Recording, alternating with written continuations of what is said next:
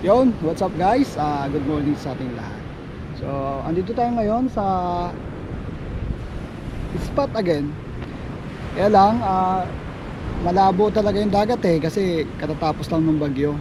Ngayon, ang gagawin na lang natin is i-discuss ko yung aking setup kasi marami nagtatanong kung ano yung setup ko. So, ngayon, i-discuss ko para sa mga beginners na gustong malaman yung aking setup. Sasabihin ko ngayon. Yan, nilipat ko dito yung anggulo kasi may team na nga ako madilim pa ang kuha, wala na makita sa atin. So ang gamit ko ngayong rod is ang kapong to, kapong 702. Yan, sikat na sikat siya sa Indonesia kasi nga Indonesia to Indonesian rod.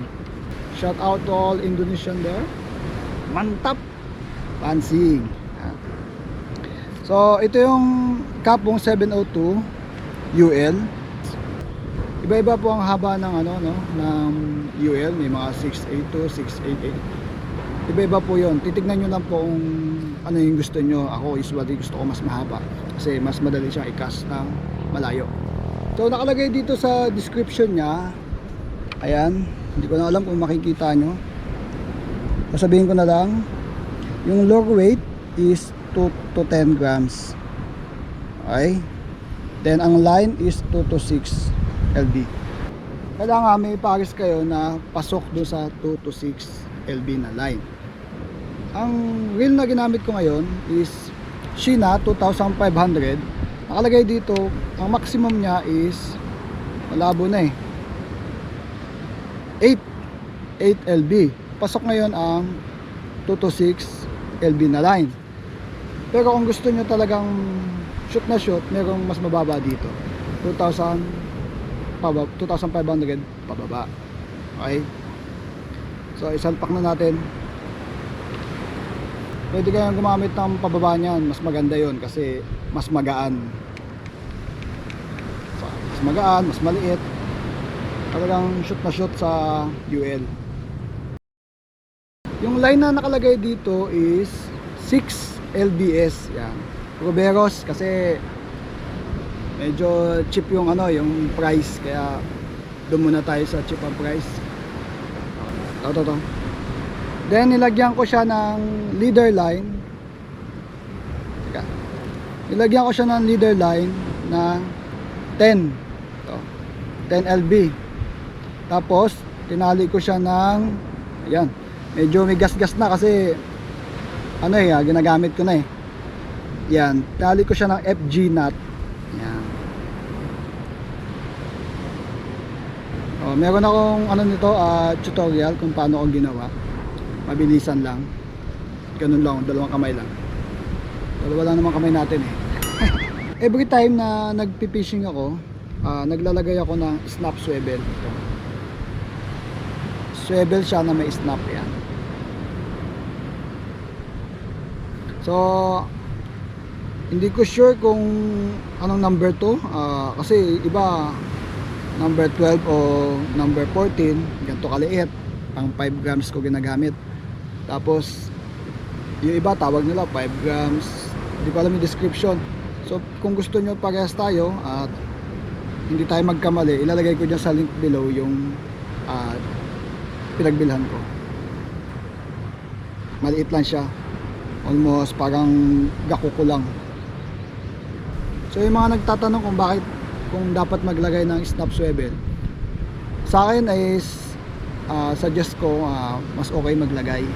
Although kung napansin nyo naman na nag-iba yung langoy ng inyong mga lures,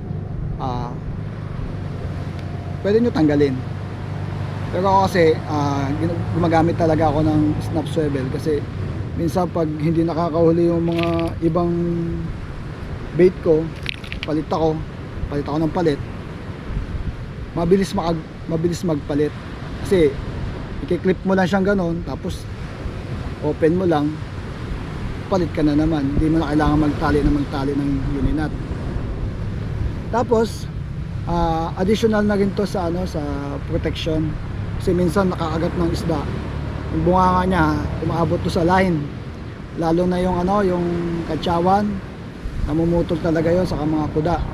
Kaya kung may ganito, pag makagat man niya ng dulo ng bibig nila kasi mahaba yung uso nila, dagdag na rin ng protection. So suggest ko, for me, gumamit kayo ng snap swivel. And then itong leader line pala, naglalagay ako, pwede ding hindi. Alam nyo, kung hindi kayo maglalagay, obserbahan nyo, malayo nyo may kakas. Pero kung alam nyo naman, kilala nyo yung spot nyo na walang malalaking isda, tapos gusto nyo maikas ng malayo, pwede nyo tanggalin ang leader line. Pero sa akin, suggest ko, kasi tayo pag nag-fishing tayo, minsan magkayayaan dito sa may beach, tapos minsan doon sa mga mababato, hindi natin alam yung mga isda na existing doon. Pwedeng sumabit sa bato, pwedeng magasgas, pwedeng makagat ng mga natsawan o kuda, yung mahaba yung mga nguso, matatalim ang ngipin. Dagdag protection itong leader line. So for me, meron talaga ako laging ganito nilalagay. Dagdag tibay po to. Shock absorber din. Imbis na ito yung napepersang nababatak, tong main line natin, diway mo 6 tapos meron kang 10. Although hindi siya pasok sa, hindi siya dapat na nilalagay sa UL, andun pa din yung twist. Okay, lahat naman may cheat yan yan. So paano mo mailaland yung masyadong, diba, malaking kuda, makahuli ka ng malaking kuda, di natin expect, o kaya yung talakitok, makahuli tayo on shore, hindi natin expect yun. So dagdag dagdag additional, ito ay additional force na mailand natin isda. So suggest ko, maglagay tayo ng leader line. Sa akin nilalagay ko lang is 10 LB hanggang 12. Ito ako naglalagay ng hanggang 20, masyado na mabigat. Okay na tong 10, yan lang ang pinaka ko, 10 to 12 ang sagad ko lang. At bago ko makalimutan pala, kung napansin nyo, yung aking leader line is 12 inches lang to. Yan, estimate nyo lang.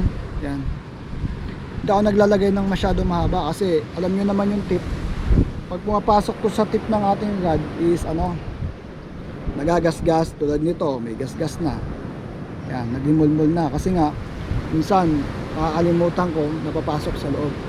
At least pag naikakas ko siya, mas madali kaysa pag mahaba yung leader line, mga siguro ganyan kahaba, mahirap ikas yun.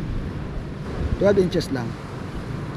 So ikabit na natin yung swivel, snap swivel. Uninut lang ang pagkakabit. So ayan, ikat natin. Ikat lang natin yung mga tag. Kasi baka sumabit yan yung mga lures natin.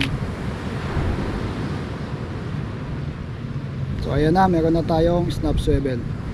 Nakalagay dito sa description 2 to 10 lang ang grams ang ating gagamitin bait. So sa lures naman, alam nyo na, usually ginagamit ko is 5 grams to 8 grams. Hindi ko na sinasagad ng 10 grams kasi masyado na mabigat. Pangit na i-play. Kaya 5 grams lang ako kasi siya madali siyang makagat dahil maliit yung mga hooks. So ilagay na natin. Meron siya ditong ring. Yan. Pwede nyo tanggalin, pwedeng hindi. Pero okay lang kasi maganda naman yung langoy niya, kaya hindi ko na tinatanggal. Pag pangit yung langoy, tanggalin nyo yung itong singsing, itong ring. So i-hook nyo doon. Then tsaka yan, pwede nyo nang gamitin. Okay. At yung last, kapag naka-set up na kayo at ready na kayo mag-fishing, make sure na ang inyong drag is playable, pwede siyang makapaglaro. So pag maluwag, igpitan. Pag masikip, luwagan nyo syempre. Yan. Huwag masyadong maikpit, huwag masyadong maluwag. Imagine nyo lang na kapag malaki yung isda, kailangan mahatak niya. Yun. Pero pag maliit, hindi niya ganun mahatak. Ganun lang ang aking computation. Alam nyo naman, ang binabayaran dito, yung tunog, yung pag nakahuli ka ng isda. Yun, di ba? So, making sure na talagang nasa proper drag yung ating fishing reel. So, ayun lang guys, no? At mabilis na lang na, actually hindi nga mabilis na discussion about sa aking setup. So, salamat sa inyo lahat. Pwede kayo mag-suggest kung ano yung i-content natin next time. May mga katanungan kayo. Kung may mga comment kayo, harsh and bullying, pwede nyo i-comment. Subukan natin gawin yan. So, hanggang sa muli guys. Hanggang dito na lang. Thank you so much sa inyo lahat. This is your Papa Vlog. Happy fishing! Bye-bye! Woo!